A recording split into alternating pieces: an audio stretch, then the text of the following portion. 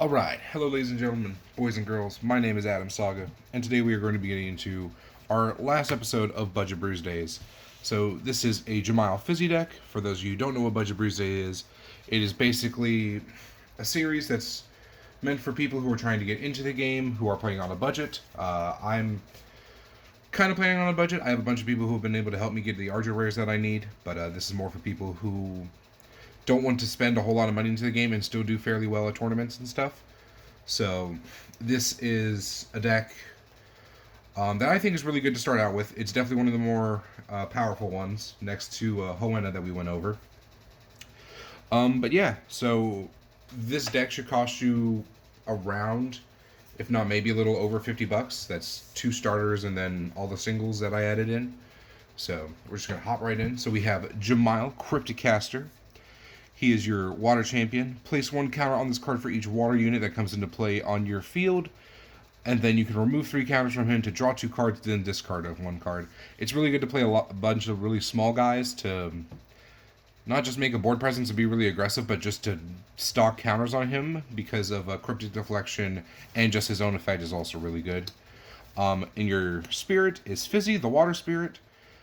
Fizzy's effect is once per turn. During your turn, you shard drain 1, which is you put one of your shards in your shard zone, either active or not, or at exhausted. Put it to the bottom of the deck, of the shard deck, and then you draw a card. It's really good in this deck. You're basically the highest amount of shards you're gonna want to keep is around 5 or 6. So as long as you stay around there, you should be alright. You can shard drain every turn if you need to. And then its soul burst is only during your turn, but you draw a card. So if you do it right, you can draw 2 cards if you really need to dig for whatever pieces you need, or just whatever cards you need. So your 5 basic towers, they come in the starter. They're pretty much the best thing to start out with until we get the expansion set Genesis in October, I believe. So our shards are real simple. We have 7 of your basic shards and then 3 of the Cryptic Crystal. So Cryptic Crystal is really hard to read because it's wave 1. But essentially what it does is if your spirit is water, it comes in, or if your spirit is not water, it comes in exhausted. But since it's water, it's going to come in untapped. It exhausts to pay 1 just like every other shard. And then its arrives, you can look at the top 2 cards of your deck and put them back in any order. So that's really good. You can set up your turn just from your shards. If you hit all of these back to back to back, you can pretty much make sure that you're drawing whatever you need. If you need like more guardians, more units, more spells, stuff like that. So getting into the creatures, we have Azure Seer, the best 1-drop for water as of right now, next to Mr. Kins. It's a 1-drop 1k. You look at the top card of your deck, you can place it to the top of the bottom, so you essentially scry 1. The fact that it's a 1k means it can break towers right now, which is really strong. And if not, it's just an easy put a counter on Jamile. Next up, we actually have one of the best Guardians in the game, just straightly based on power, and that's Azure Guardian. It's a 2-drop Guardian, 2k, so his power level is already above curve. And his effect is he cannot attack, which is fine. You have ways to turn that off and have him push for game. But him not being able to attack doesn't really hurt, or will not hurt you as much. It'll be alright. We are running 3 Great Stormfish. It is a 3-drop 1,500. It has an arrive, so whenever it enters the battlefield, you can exhaust target units, so this card's really good to help you push for game. And then it has a ruin effect, so whenever it dies, you can return target unit to the top of its owner's deck. So this is a good way to get around certain things. You can crash this into a unit and potentially kill or get rid of 2 slots on the board, so really good card. We are running 2 Stormfish. Pretty much, so it's a 2-drop 1,000, so pretty decent stats, about on par. And then its ruined effect is you can return target unit to its owner's hand. So this one you're pretty much using just to crash into things and bounce and bounce things. So it has the potential to do what Great Stormfish does, but Greater Stormfish is a little better, just because of the extra power. You have 3 Shard Hoarder. 2-drop 1k, has an arrive, draw a card. Its ruined effect is you discard a card, which is really never a downside in this deck because of how many cards you're drawing from Shard Hoarder or Jamile or just a bunch of other things. So really good card. So next up we have one of the cards out of set 1, Betrayal. and that is Iakuma Wavebender. I'm running a playset, so this card's really good in almost any Jamail deck. It's a body on board, which is real good. It's 1,500, so it can break towers, and it can break towers early on, and you can return a unit to their hand, and you get to add a counter with Jamail, so it serves a lot of purposes. It can get you there. It's one of the best cards to come out for the deck.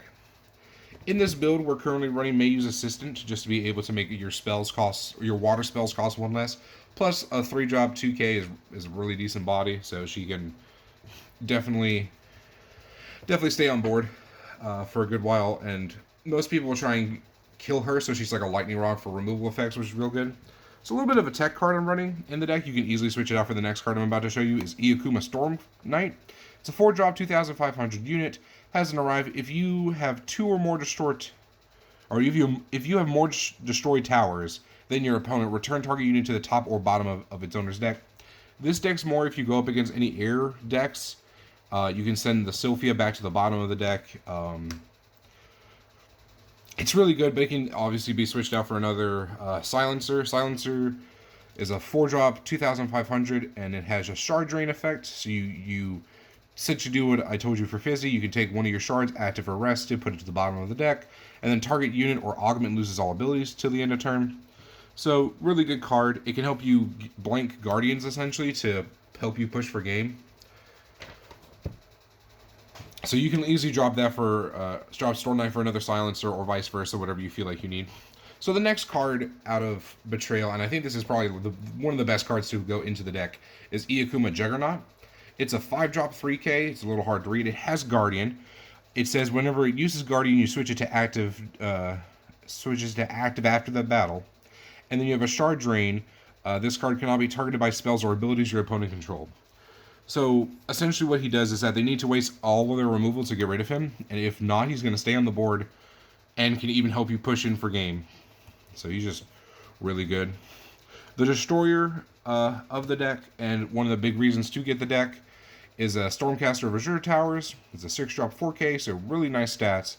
Has Destroyer, so whenever it attacks towers, it destroys 2. And has an arrive, if there is a Destroy Water Tower, return up to 2 target units that your opponent controls to the bottom of their deck in any order. So this can get rid of Guardians late game. This can help you push for game. It can... just a really good card. You can probably switch him out for May Use if you ever come across them, but he's definitely not a bad card just to have starting out. 3, Ancient Serpent's Breath. This is a card out of set 1 Betrayal. It's probably debatably one of the best spells in the game. So it's instacast, so you can play during either player's turn. It reads, as an additional cost, you can Shard Drain 1. If you do, return target unit to the top of its owner's deck. And then reads, return target unit of cost 2 or less to its owner's hand. Then the owner of the card draws a card.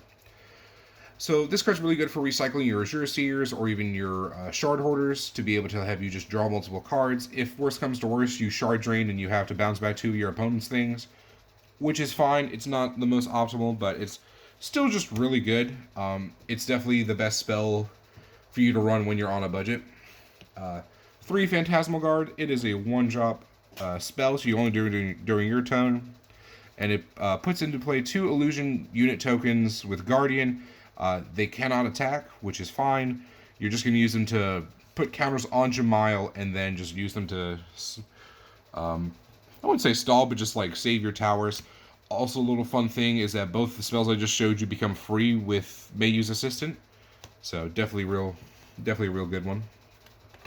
Next up, we have 3 Shards of Winter. This card is really, really good. It forces your opponent not to overextend and make a complete board, because if you just draw 3 of these back to back, you can just lock them out of the game. Unless you're playing light, they do have a little bit of a way to get around it, but even with that, it's still just a really good card. This card can help you tap down Guardians and help you push for game. Just really good card. No reason not to run it. And then the last card that you should run in the deck because of Jamail is Cryptic Deflection. 3-drop instacast spell. If your champion is Jamail Cryptic Caster, which it will be, you can remove 4 counters from this card, and if you do, or you can remove 4 counters from this card instead of paying its cost. So you'll just remove 4 counters from Jamail, and you can play it for free. And then target unit, and then it reads, target unit cannot be the target of spells or abilities this turn. So you can basically give your creature hexproof. A really strong card. I think this card will sadly only see play in Jamail decks, which is fine, but still really good. But yeah, guys, that's the deck. Cards to add in, definitely Omega Magic Mizu, I feel like. That's a super rare. Mr. Kins is also a really good one. It's a 1-drop that essentially does Azure Seer twice, and you can put it on top of your deck. Mayu, she's an Argent rare. Leviathan's real good in the deck. That's another Argent rare. Chronostasis to help deal with Sylphias or just any really big board states. I think there's a few other cards you can probably run. Like, if you want to stay on budget, you can also run Reactive Runes. That's a real good one for certain matchups.